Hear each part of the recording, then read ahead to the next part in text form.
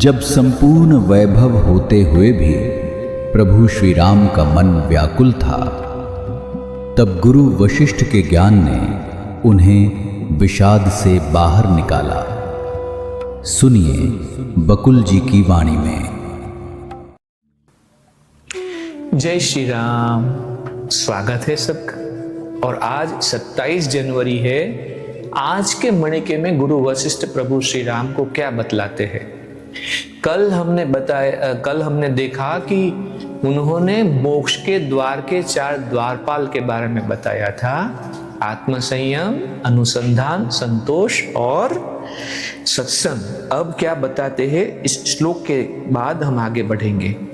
श्लोक है, प्रसन्ने चित्तत्वे हृदि शम भवे वल्गति परे, क्षमा भोगी भूता स्वखिल कलना दृष्टिषु पुरः, समम याति स्वान्तःकरण घटना स्वादित रसम धिया दृष्टे तत्वे रमण अमटनम जागम इदम।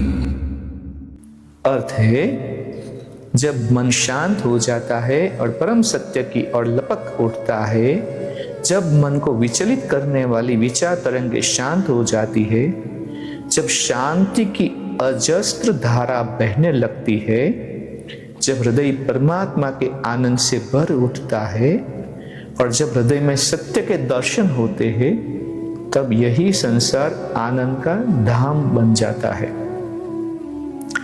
वशिष्ठ ने कहा, हे राम, शुद्ध हृदय और ग्रहणशील मन से शंकाओं से रहित होकर और मन की चंचलता को त्याग कर अब तुम प्रकृति के विवेचन और मोक्ष के उपायों के संबंध में सुनो।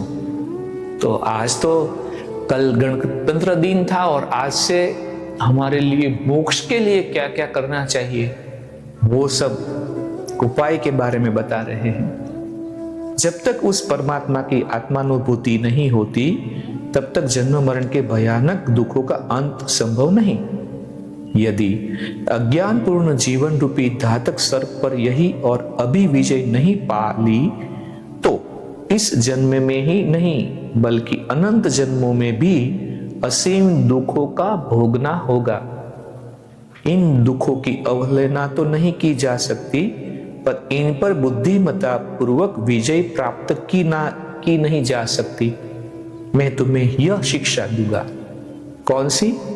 जो अनंत जन्मों मरण के चक्र में जो भी कष्ट है, दुख है, उससे छुटकारा पाने के लिए। हे राम, यदि तुम बार बार होने वाले आवागमन से मुक्ति पा लेते हो, तो तुम इस धरती पर परमात्मा, ब्रह्मा या विष्णु के समान रह सकते हो। जब ब्रह्म चला जाता है, जब अपने प्रकृति के अध्ययन द्वारा सत्य की अनुभूति हो जाती है, ऐसे व्यक्ति के लिए न तो कुछ करना शेष होता है और ना वह किसी चीज से भागकर ही खड़ा होता है। वह जीवन संबंधी दोषों से बचा रहता है और दुखों से अछूता भी रहता है। वह फिर जन्म ग्रहण नहीं करता, वह कहीं जाता भी नहीं, भले ही देखने वालों की दृष्टि में वह आता जाता हो। वे उसके लिए धार्मिक अनुष्ठान भी नहीं आवश्यक होते। पूर्व जन्मों की प्रवृत्तियों से भी वह प्रभावित नहीं होता। अब उसे वह आनंद प्राप्त होता है जो उसका वास्तविक स्वभाव है।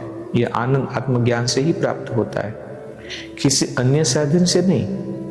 इसलिए व्यक्ति को आत्मज्ञान प्राप्त करने के लिए निरंतर प्रयत्नशील रहना चाहिए। यही एकमात्र उसका कर्तव्य है। जो पवित्र धर्म ग्रंथों और संत महापुरुषों का अनादर करता है, वह आत्मज्ञान नहीं प्राप्त कर पाता। यह मूर्खता उन सभी मूर्खताओं से अधिक हानिकर है जिन्हें व्यक्ति इस संसार में करता है। इसलिए व्यक्ति को धर्म ग्रंथों का भक्ति भावपूर्वक सुनना चाहिए, क्योंकि धर्म ग्रंथ आत्मज्ञान की प्राप्ति में सहायक होते हैं। जो इन्हें ग्रहण कर लेता है, वह पुनः अज्ञान के अंधकारपूर्ण कूप में नहीं गिरता। कूप माने कुआं। तो अज्ञानपूर्ण कूप में नहीं डूबता जो धर्म ग्रंथ का सहारा लेता है। राम, अगर तुम अपने को संसार के दुखों से, अवागमन के चक्र से मुक्त करना चाहते हो, तो तुम्हें मुझ जैसे ऋषियों से शुभ उपदेशों को ग्रहण करना चाहिए। अब बोल दिया उन्होंने कि मुझ जैसे ऋषियों का ही शब्द, यानी कि जो समर्थ गुरु जो है, समर्थ ऋषि है, उनसे ही ज्ञान प्राप्त करना चाहिए। और हम तो बहुत ही भाग्यशाली है कि हमारे जीवन में तो गुरुदेव श्री रविशंकर जी है। तो इसी के साथ आज का इस दिन को हम यहाँ पे विराम देते हैं। देखते हैं कल के मणिके में फिर आगे क्या होता है। तब तक के लिए जय श्री राम। इस ज्ञान यात्रा में हमारे साथ बने रहने के लिए चैनल को सब्सक्राइब करें और बेल आइकॉन दबाएं।